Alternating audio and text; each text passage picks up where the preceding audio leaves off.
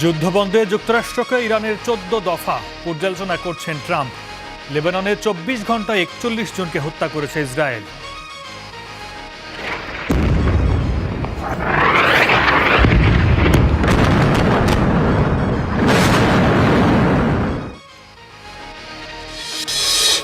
কাল পশ্চিমবঙ্গ বিধানসভা নির্বাচনের ফল ঘোষণা। দুপুরে জানা যাবে মোদি না দিদি কে আসছেন ক্ষমতায়। সোমবার সকালে ঢাকায় আসছে যুক্তরাষ্ট্রের হত্যার শিকার লিমনের মরদেহ। বৃষ্টির দেহ পাঠানোর প্রক্রিয়া শুরু বুধবার। জাহিদ লিমনের মরদেহ এমিরেটসের ফ্লাইটে ফ্লোরিডার অরল্যান্ডো আন্তর্জাতিক বিমান দিয়ে বাংলাদেশে পাঠানো হয়েছে। মরদেহ ঢাকায় পৌঁছাবে 4 মে সকালে।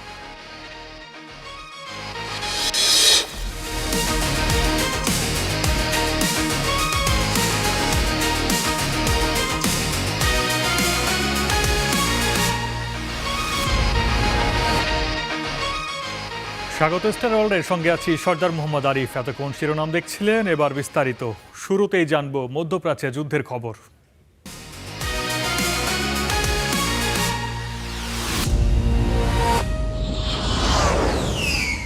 যুদ্ধবন্ধে যুক্তরাষ্ট্রকে নতুন 14টি প্রস্তাব দিয়েছে ইরান। লেবাননে যুদ্ধবন্ধ করা, হরমুজ প্রণালী খুলে দেয়া, ইরানের জব্দ করা সম্পদ ফেরত দেওয়ার মতো বেশ কিছু প্রস্তাব রয়েছে এতে। তবে পরমাণু বিষয়ক আলোচনা আপাতত স্থগিতে রাখা এবং মধ্যপ্রাচ্য থেকে মার্কিন সেনা প্রত্যাহার সহ কয়েকটি শর্তকে কঠিন বলছেন ট্রাম্প। তবে প্রস্তাবটি পর্যালোচনা করে দেখছেন বলেও জানিয়েছেন মার্কিন প্রেসিডেন্ট। প্রথম আলোচনার পর ইরান যুক্তরাষ্ট্রের মধ্যে দ্বিতীয় দফার বৈঠক আলোর মুখ দেখেনি। তবে দুই পক্ষের মধ্যে মধ্যস্থতার মাধ্যমে কূটনৈতিক প্রক্রিয়া চালিয়ে যাচ্ছে পাকিস্তান। ইসলামাবাদের মধ্যস্থতায় যুক্তরাষ্ট্রকে 14 দফা শান্তি পরিকল্পনা পেশ করেছে ইরান। এই প্রস্তাবের মূল লক্ষ্য শুধু সাময়িক যুদ্ধবিরতি নয়, বরং সংকট নিরসনে স্থায়ী সমাধান। ইরানের বার্তা সংস্থা তাসনিম নিউজের তথ্যমতে সম্প্রতি যুক্তরাষ্ট্র ইরানকে 9 দফার একটি শান্তি প্রস্তাব দিয়েছিল।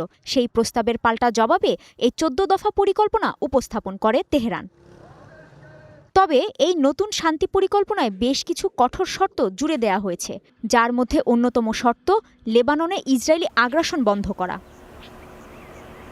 এছাড়া আরও গুরুত্বপূর্ণ শর্ত হল পরমাণু কর্মসূচি নিয়ে নতুন করে সমঝোতা নয়, ভবিষ্যতে কোনো প্রকার সামরিক আগ্রাসন না চালানোর নিশ্চয়তা, ইরানের সীমান্তবর্তী এলাকা থেকে সব মার্কিন বাহিনী প্রত্যাহার, তেহরানের ওপর নৌ অবরোধ ও সব ধরনের নিষেধাজ্ঞা তুলে নেয়া, বিদেশে জব্দ করা ইরানের সব সম্পদ ফেরত দেয়া।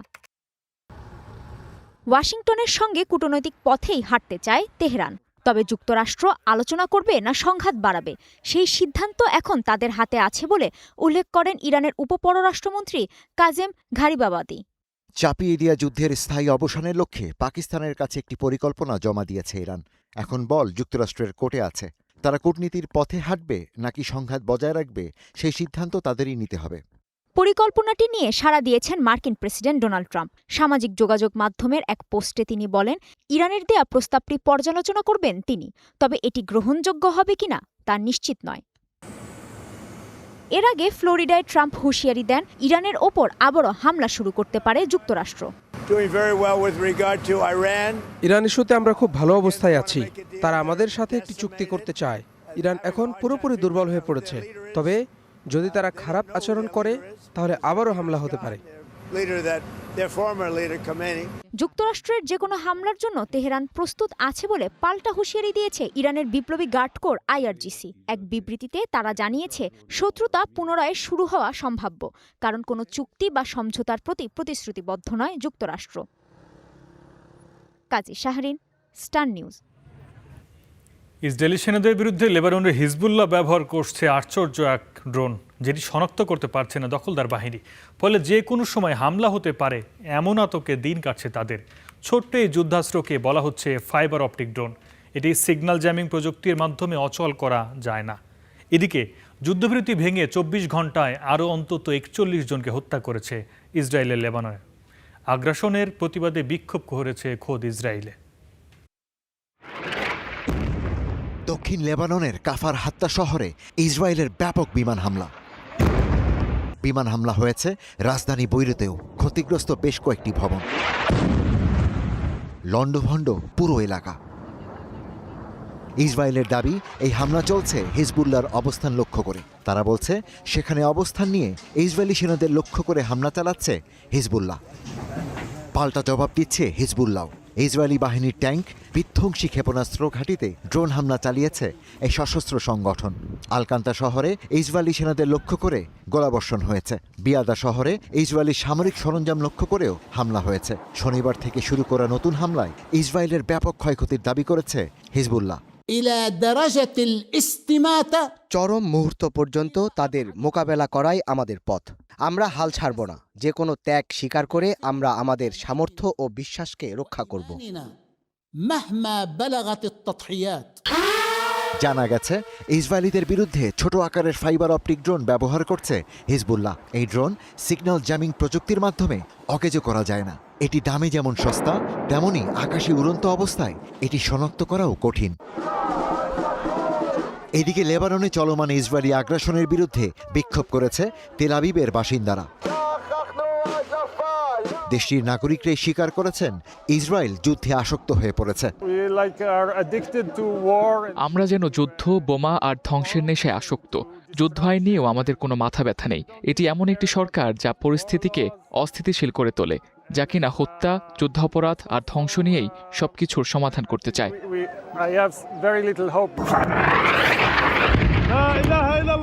2 মার্চ থেকে শুরু হওয়া যুদ্ধে লেবাননে অন্তত 2,500 মানুষকে হত্যা করেছে ইসরায়েল। বাস্তুচ্যুত 12 লাখেরও বেশি মানুষ। এই মানুষদের বাড়িঘরেও ফিরতে দিচ্ছে না দখলদার বাহিনী। Ishtiaq Hossain, star news. হরমুজে যুক্তরাষ্ট্রের নৌ অবরোধ উপেক্ষা করে প্রায় $22 কোটি তেল বহনকারী একটি ইরানি সুপার ট্যাঙ্কার গন্তব্যের দিকে রওনা হয়েছে। অপরিশোধিত তেল বহনকারী ট্যাঙ্কারটি ইন্দোনেশিয়ার লম্বক প্রণালী দিয়ে রিয়াউ দ্বীপপুঞ্জের দিকে এগুচ্ছে। রোববার খবরটি নিশ্চিত করেছে ট্যাঙ্কার ট্র্যাকার্স। প্রতিষ্ঠানটি তাদের এক্স পোস্টে জানায়, ইরানের সরকারি ট্যাঙ্কার সংস্থা একটি VLCC সুপার ট্যাঙ্কার মার্কিন নৌবাহিনীকে ফাঁকি দিয়ে সুদূর প্রাচ্যে পৌঁছে গেছে। ট্যাঙ্কারটিতে 19 লাখ ব্যারেলেরও বেশি অপরিশোধিত তেল রয়েছে, যার দাম প্রায় $22 কোটি। HUGE নামে জাহাজটি 1 সপ্তাহের বেশি সময় আগে শ্রীলঙ্কার উপকূলে ছিল। এখন সেটি ইন্দোনেশিয়ার লম্বক প্রণালী দিয়ে রিয়াউ দ্বীপপুঞ্জের দিকে অগ্রসর হচ্ছে। ট্যাঙ্কারটি 20 মার্চ মালাক্কা প্রণালী থেকে ইরানের উদ্দেশ্যে যাত্রা করার পর এটির অটোমেটিক আইডেন্টিফিকেশন সিস্টেম আর কোনো সংকেত পাঠায়নি। ফলে জাহাজটির অবস্থান শনাক্ত করা কঠিন হয়ে পড়ে।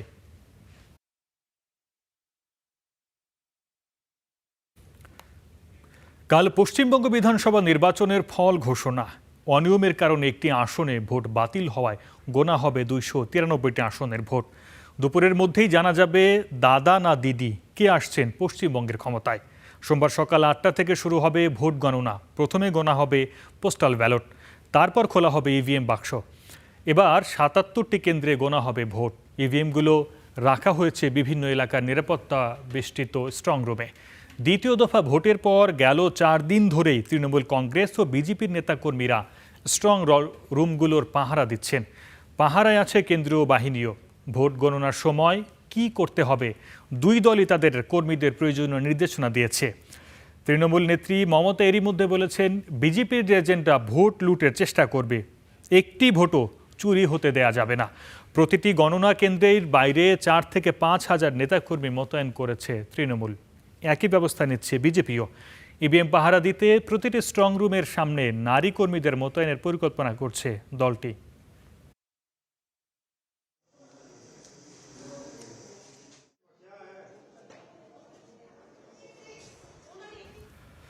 দর্শক, পশ্চিমবঙ্গের বিধানসভা নির্বাচনের ভোট গণনার আগে পরিস্থিতি ক্রমশ উত্তপ্ত হয়ে উঠছে বিভিন্ন স্থানে। কলকাতা থেকে আমাদের সাথে যুক্ত আছেন সহকর্মী সুজিত দোয়ারি। তার সঙ্গে আলোচনা করব ভোট পরিস্থিতির সবশেষ খবর নিয়ে। সুজিত, কাল ভোট গণনাকে কেন্দ্র করে স্ট্রং রুম ঘিরে ব্যাপক উত্তেজনা বিরাজ করছে। 2 দলই ইভিএমকে ঘিরে পাহারা বসাচ্ছেন। আপনি কি দেখছেন সবশেষ পরিস্থিতি, জানাবেন আমাদের।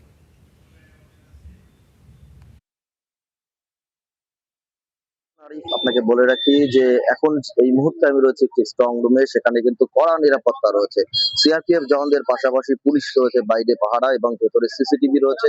যে সিসিটিভির সোর্স কিন্তু একেবারে সরাসরি নির্বাচন কমিশনের যে দপ্তর সেখানে কিন্তু পৌঁছে যাচ্ছে, এবং এই যে কড়া নিরাপত্তা কিন্তু একদম রাজ্যের যে ৭৭টি জায়গা রয়েছে যেখানে ভোট গণনা হবে রাত পেরোলেই, সেখানে কিন্তু এই একইভাবে নিরাপত্তা বেষ্টনী করা হচ্ছে। এবং আরো একটা বিষয় প্রশাসনের তরফেই যেটা জানানো হচ্ছে যে আগামীকাল যেহেতু সব দলের কর্মীরাই তারা আসবেন, একেবারে যাতে গণনা কেন্দ্রের কাছাকাছি না আসতে পারে সেক্ষেত্রে নির্দেশিকা জারি করা হয়েছে। একেবারে এই যে গণনা কেন্দ্রের আশেপাশে যে সমস্ত রাস্তা রয়েছে তার ১০০ মিটার দূরত্বে ব্যারিকেড করে দেওয়া হবে, নো এন্ট্রি করে দেওয়া হবে, অর্থাৎ কোনো মানুষকেই, অর্থাৎ কোনো সমর্থক, কোনো দলের সমর্থককে কিন্তু আসতে দেওয়া হবে না এই গণনা কেন্দ্রের আশেপাশে। যাদের বৈধ কার্ড রয়েছে, অর্থাৎ গণনা কেন্দ্রে প্রবেশের অধিকার রয়েছে যাদের, শুধুমাত্র তাদেরকেই প্রবেশ করতে দেওয়া হবে, এবং মিডিয়ার বন্ধু যারা রয়েছে তাদেরকেই কিন্তু প্রবেশ করতে দেওয়া হবে এই গণনা কেন্দ্রে। এবং সেই উপলক্ষে কিন্তু আঠাশোটা নিরাপত্তা রয়েছে। কয়েকদিন ধরেই যেটা শোনা যাচ্ছিল যে এই স্ট্রং রুমের সামনে কখনো সিসিটিভি বন্ধ রয়েছে, কখনো বলছেন যে বেশ কিছু সময় মনিটরে দেখা যাচ্ছিল না সিসিটিভি চলছে কিনা। এই সমস্ত বিষয় নিয়ে কিন্তু পাল্টা অভিযোগ রয়েছে, শাসক দলের যেমন রয়েছে তেমনি বিরোধী দলেরও রয়েছে।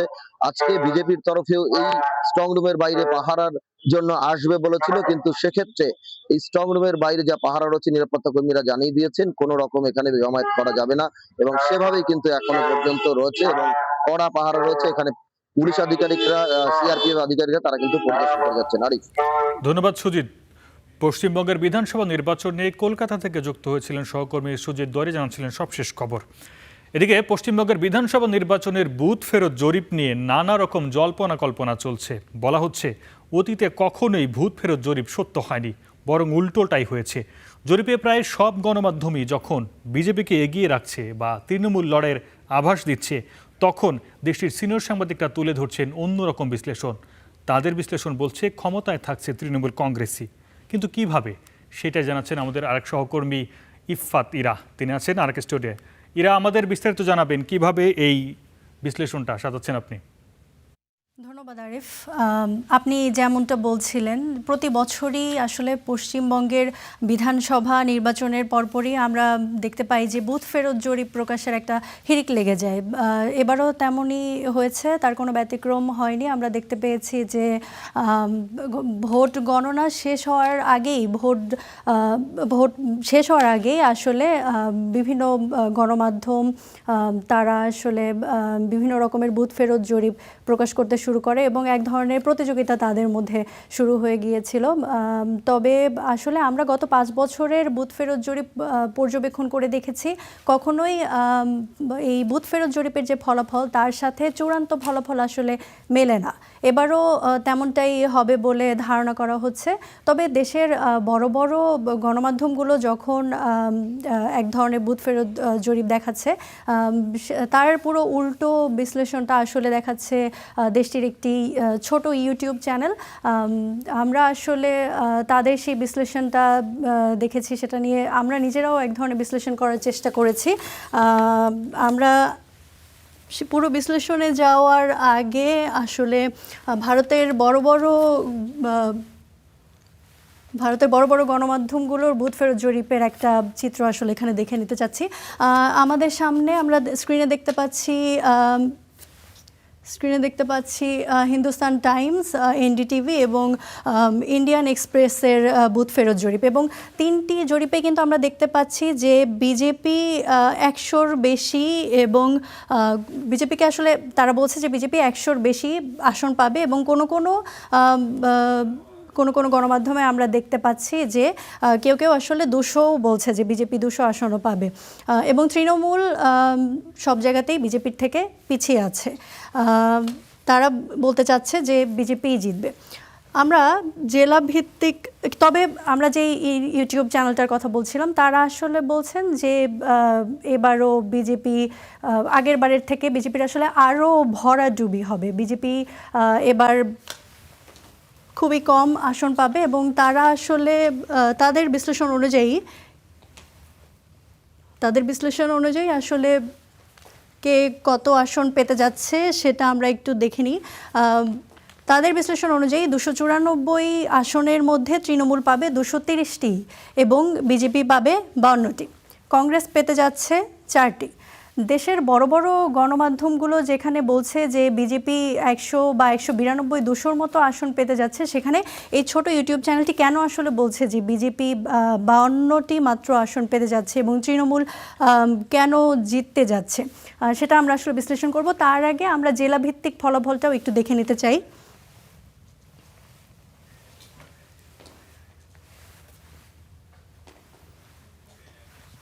প্রথমেই আমরা দেখতে পাচ্ছি মালদায় আসন আছে 12টি, তার মধ্যে বিজেপি পেতে যাচ্ছে মাত্র 3টি, তৃণমূল পেতে যাচ্ছে 8টি এবং কংগ্রেস 8টি।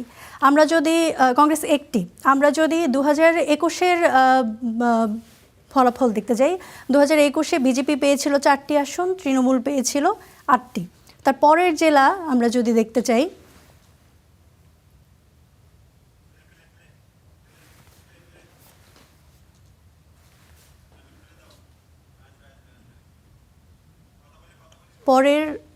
পরের জেলাটি আছে মুর্শিদাবাদ এবং মুর্শিদাবাদের মোট আসন 22। মুর্শিদাবাদের মোট আসন 22, তার মধ্যে বিজেপি পেতে যাচ্ছে 19টি এবং তৃণমূল পেতে যাচ্ছে 3টি। 2021 সালে এখানে ফলটা ছিল একেবারে অন্যরকম, তৃণমূল পেয়েছিল 20টি, বিজেপি পেয়েছিল 2টি। পরের জেলা যদি আমরা দেখতে যাই,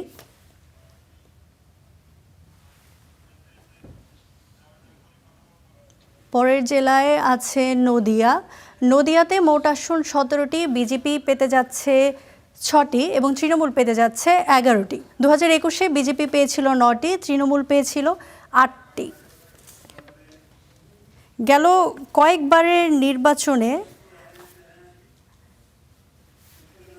এরপরে আমরা আরও একটি জেলা দেখতে পাচ্ছি, উত্তর দিনাজপুরে মোট আসন 9টি, বিজেপি পেতে যাচ্ছে 2টি এবং তৃণমূল পেতে যাচ্ছে 7টি। 2021 সালেও এই জেলায় ফলাফল একই রকমই ছিল।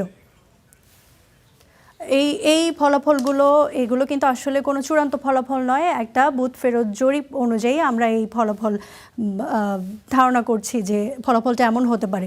এরপরে আছে উত্তর চব্বিশ পরগনা একটা বড় জেলা, এখানে আসন 33টি। এই 33টির মধ্যে বিজেপি পেতে যাচ্ছে মাত্র 3টি এবং তৃণমূল পেতে যাচ্ছে 29টি, আর একটি আসন অন্যান্য কোনো একটি দল পেতে যাচ্ছে। 2021 সালে বিজেপি এই জেলায় পেয়েছিল 5টি আসন, তৃণমূল পেয়েছিল 28টি, অর্থাৎ বিজেপি এখানেও গতবারের তুলনায় পিছিয়ে যাচ্ছে। আমরা সব জেলা আমাদের পক্ষে আসলে দেখানো সম্ভব নয়, সময়ের স্বল্পতার কারণে আমরা যে কটি সম্ভব দেখানোর তা আমরা দেখিয়েছি। এর মধ্যে একটা বিষয় আসলে লক্ষ্য করার আছে, সেটা হচ্ছে যে আমরা যেই কটি গণমাধ্যমের আসলে বুথ ফেরত জরিপ দেখলাম, তার মধ্যে আমরা দেখতে পেলাম যে একটির সাথে আসলে আরেকটির কোনো মিল নেই। কিন্তু তাহলে কেন এই বুথ ফেরত জরিপ? বিশ্লেষকরা বলছেন যে এই চূড়ান্ত ফলাফল ঘোষণার আগ পর্যন্ত যাতে শেয়ার বাজারের বড় পতন না হয়, শেয়ার বাজারটা যাতে স্থবির থাকে, চাঙা থাকে, সেজন্য আসলে এই ধরনের একটা বুথ ফেরত জরিপ আসলে টাকা খরচ করেই করা হয়। এবং এই কথার সত্যতা কতটুকু সেটা আসলে 4 তারিখেই যখন ফলাফল হবে তখনই আমরা দেখতে পাবো। এবং আরও একটি বড় কারণ বলা হয় যে দলগুলোর মধ্যে, বিরোধী দল এবং ক্ষমতাসীন দলগুলোর মধ্যে যাতে কোনো ধরনের মারামারি বা সংঘাত না হয়, সেগুলো ঠেকানো আসলে একটা লক্ষ্য যে এই বুথ ফেরত জরিপগুলো দেখানো। এখন আসলে ফলাফল কি হবে, কোন গণমাধ্যমের বুথ ফেরত জরিপটা আসলে মিলে যাবে বা কোনটা সত্য হবে মিথ্যা হবে, সেটা আসলে আমরা আর একদিন পরেই জানতে পারবো। এই ছিল আমার কাছে আরিফ। ধন্যবাদ ইরা। পশ্চিমবঙ্গের বিধানসভা নির্বাচনের ভূত ফেরত জরিপ নিয়ে জানাচ্ছিলেন বিস্তারিত আমাদের সহকর্মী ইফাত ইরা। দেখছেন স্টার ওয়ার্ল্ড, ফিরছে একটু পর। দেখছেন স্টার ওয়ার্ল্ড। যুক্তরাষ্ট্রে হত্যার শিকার বাংলাদেশি শিক্ষার্থী জামিল আহমেদ লিমনের মরদেহব্যাপী বিমান ঢাকার উদ্দেশ্যে রওনা দিয়েছে। দুবাই হয়ে সোমবার সকালে ঢাকায় পৌঁছাবে তার মরদেহ। এর আগে স্থানীয় সময় শনিবার রাতে জামিলের মরদেহ বহনকারী এমিরেটস এয়ারলাইন্সের বিমানটি অরল্যান্ডো বিমানবন্দরে ছাড়ে। গেল 16 এপ্রিল সাউথ ফ্লোরিডা বিশ্ববিদ্যালয়ের 2 বাংলাদেশি পিএইচডি শিক্ষার্থী জামিল আহমেদ লিমন ও নাহিদা সুলতানা বৃষ্টি নিখোঁজ হয়। এর 8 দিন পর 24 এপ্রিল জামিলের মরদেহের খণ্ডিত অংশ উদ্ধার করে পুলিশ। পরে একই এলাকা থেকে আরও কিছু খণ্ডিত দেহ উদ্ধারের পর ফরেনসিক পরীক্ষা নিরীক্ষা শেষে ৩০ এপ্রিল শনাক্ত হয় বৃষ্টির মরদেহ। তার মরদেহ দেশে পাঠানোর প্রক্রিয়া শুরু হবে আগামী বুধবার। ওয়াশিংটনে অবস্থিত বাংলাদেশ দূতাবাসের প্রেস মিনিস্টার গোলাম মর্তুজা এই তথ্য নিশ্চিত করেছেন। জাহিদ লিমনের মরদেহ এমিরেটসের ফ্লাইটে ফ্লোরিডার অরল্যান্ডো আন্তর্জাতিক বিমান দিয়ে বাংলাদেশে পাঠানো হয়েছে।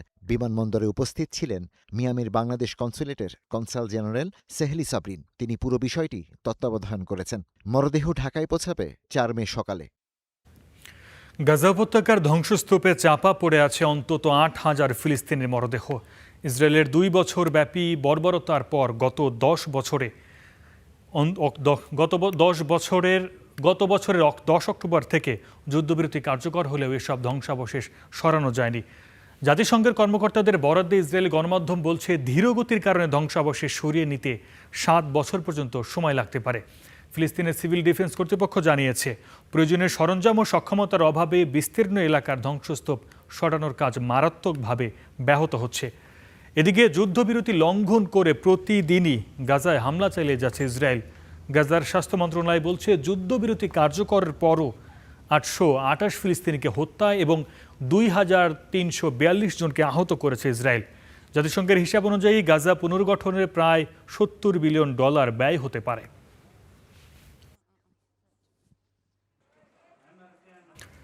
গাজামুখী নৌবহর সমুদ্র ফ্লোটিলা থেকে আটক ২ মানবাধিকার কর্মীকে আটক করেছে ইসরায়েল। ইসরায়েলি পররাষ্ট্র মন্ত্রণালয়ের দাবি তাদের জিজ্ঞাসাবাদের জন্য নেওয়া হয়েছে। আটক ২ জন ব্রাজিল ও স্পেনের নাগরিক। নৌবহরটি জব্দ করার পর আটক থাকা অধিকাংশ মানবাধিকার কর্মীকে গ্রিসে পাঠিয়েছে ইসরায়েল। বৃহস্পতিবার আন্তর্জাতিক জলসীমার অভিযান চালিয়ে এই ফ্লোটিলার ২০টিরও বেশি জাহাজ আটক করা হয়, যাতে ছিলেন ১৭৫ জন কর্মী। ফ্লোটিলার উদ্দেশ্য গাজা উপত্যকার অবরোধ ভেঙে সেখানে মানবিক সহায়তা পৌঁছে দেয়া। ইসরায়েলি গণমাধ্যমের তথ্য অনুযায়ী আটক ব্যক্তিদের তেল আবিবে তাদের নিজ নিজ দেশে কনসুলেটর থেকে সহায়তা দেওয়া হবে। এদিকে ত্রাণবাহী নৌযানগুলো জব্দ করাকে আন্তর্জাতিক সন্ত্রাসবাদের শামিল বলে মন্তব্য করেছেন ইরানের ইসলামী রেভলিউশনারি গার্ড কোর IRGCর commander major general Ismail Kayani.